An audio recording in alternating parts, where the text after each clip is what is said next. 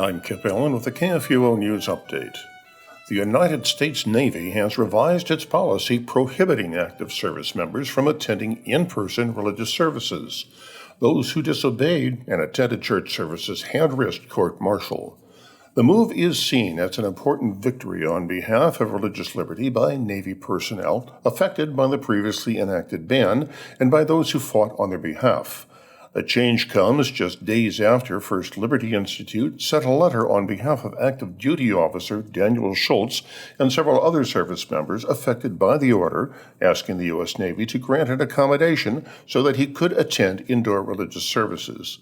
On June 24th, the Navy had issued an order banning troops from attending indoor religious services, although other activities, such as using mass transit, hosting social gatherings of any size, and participations in protests, were all permitted. The order specifically stated that service members are prohibited from visiting, patronizing, or engaging in indoor religious services.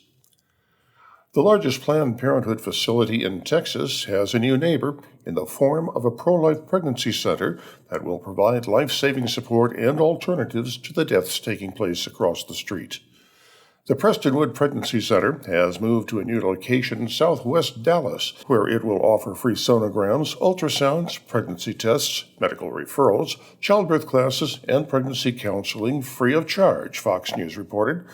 Its new location is directly across the street from Planned Parenthood's largest abortion center in the state.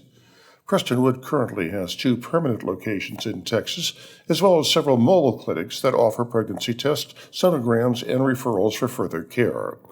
The new clinic says that since opening, there's already been a 50% increase in the number of women it has seen, 90% of whom ultimately decide to choose life, indicating that the location's proximity to Planned Parenthood has made a significant difference in the number of babies and women saved.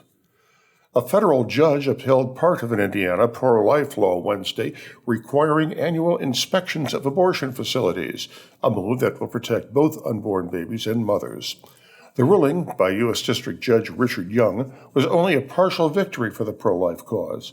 He did permanently strike down part of the law that requires abortion facilities to report to the state when patients suffer abortion complications.